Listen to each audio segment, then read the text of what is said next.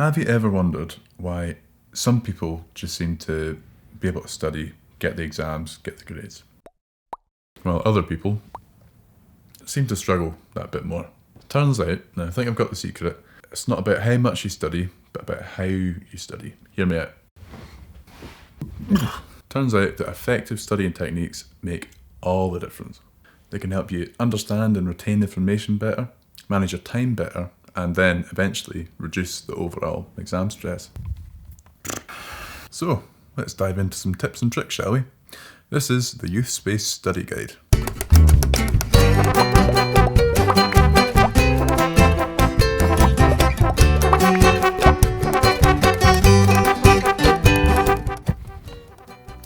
So, step 1, breaking it all down.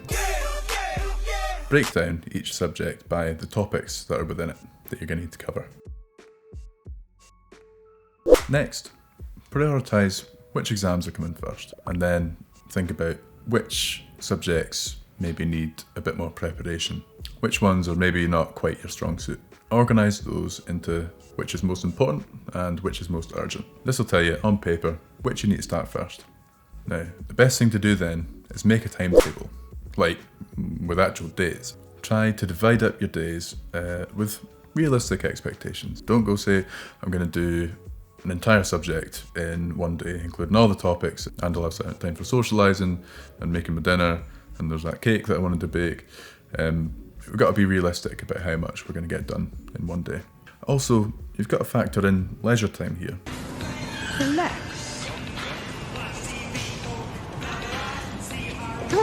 Leisure time is so important in this whole process because it allows you to unwind, reset your brain, and get ready to go into the next thing. Go into it with some positive self-talk. Make sure that you're being kind to yourself as well. Plan out that leisure time. Make sure that you've got pockets in there. So the key to this part is consistency.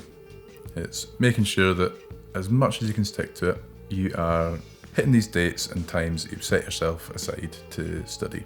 You can't go beating yourself up if you miss a day or even a week. You know, at the end of the day, it's not the end of the world. The more you can stick to it, the more you'll feel that momentum coming. So, with that timetable kind of set in mind, ready to move on to stage 2. So, if your study materials, like mine, are all over the place, it's time to get all that together. This will make your studying a lot more effective. So first, gather up all your notes, your textbooks, or any digital resources you've got. We're going to get decluttering. So now the key thing here is creating a system that works for you.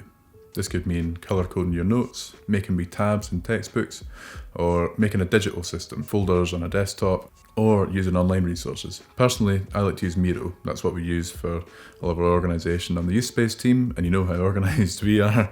I use that from a university as well, and it's really, really good. Another wee trick is to kind of keep a master list, almost like an index, of where all your resources are. So having one sheet of paper where you know where everything is for every subject. This will help you when you're feeling a wee bit stressed, a little bit tired, and that little extra thing to ease the friction of getting into that study mode. So now that everything is organised, you can spend less time searching and more time actually studying. Would you display this as a trophy? Do you have a pet? Do you have a sweet tooth? Do you believe in the power of a curse? Have you had your hearing tested lately? Planning a trip soon? Can you remember the tallest man you've ever seen? Have you ever read a page and realised that you remember absolutely nothing? Well then, it's time to switch to active learning. Yay! First up, use some flashcards. They are great for memorisation. Just write a question on one side and write the answer on the other. Cycle through them when you've got a bit of spare time. Get those things memorised, almost as if it's muscle memory. Next, you can also try summarising. So, whenever you've read a page or something, write down what you've learned in your own words at the bottom of that. It really helps understanding and retention of that information. Another powerful tool, right? It's not just reserved for teachers, but teaching. If you've got a study buddy, teach each other.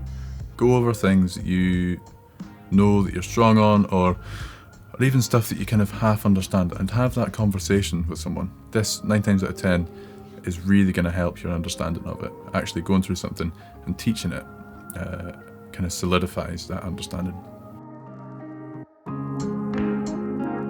Hours of continuous studying can actually be less productive. Your brain needs time to rest too. So let's talk about the power of taking breaks. So there's a technique called the Pomodoro technique. This is where you schedule yourself breaks every 25 to 30 minutes. Just a quick 5-minute break can help your mind stay focused and fresh. During your break, step away from your study area. Go do something different. Have a stretch, breathe, make a cup of tea, something like that. The only thing not to do is passively scroll through social media and take up your brain power that way. You've fallen into some Instagram or TikTok pit. It's difficult to claw your way back out of that. Also, like I said before, taking longer breaks, planning stuff with friends, making sure that you've got things to look forward to for after you're studying. Otherwise, it's very easy just to fill your day with stuff that's an easy dopamine hit. Now, studying is important, but so is taking care of your health. So let's go over a few healthy habits that are actually going to help boost your studying. First, nutrition. Make yourself a healthy meal if you can. Try and stay away from foods that are going to make you crash, like ungodly amounts of sugar. Drinking loads of energy drinks back to back might not be such a good idea. In 2 hours time, you're going to be sitting there with a sore head and your leg's going to not stop moving. Maybe try raw fruit and veg. I don't know. Whatever's your bag, man. Sleep. Now, I know people keep talking about sleep, but they keep talking about it for a reason. Sleep is your superpower in this situation. Aim for between 7 and 9 hours of sleep. Hey, maybe more if you feel like you need it. You're going to notice your energy levels raising so much more. Staying up till 4 in the morning on Discord, social media, playing games, watching movies, all the rest of it, whatever you do up until 4 o'clock in the morning, that is not going to help you study, unfortunately. Even just getting an extra 2-3 hours sleep a night, you're really going to notice it. Sleep is almost like the most important thing on this list. And the last tip in this section, exercise. Get out for a walk, enjoy the sunshine, try and reset your brain in that way. Getting outside especially, or even just getting moving, doing yoga, going for runs, going to the gym, whatever floats your boat. These things are really going to help, and you're really going to notice a difference once you've got a bit of exercise under your belt. In fact, if you start off the day with some exercise and then you're looking at study afterwards, it's like, that's no worries. I've already been for a run. What's a bit of studying, you know? These are the things that are going to give you the most energy throughout the day to be able to spend on your studying. So yeah, that about wraps it up. Good luck to everyone. Be kind to yourselves, and if at any point you're feeling stressed, always just talk to someone about it. You know, there's so many people out there that are happy to listen and that will help you through it. So talk to your teachers, talk to the youth space staff. We're all here for you. We want you to do the best that you can. Take care. Good luck studying.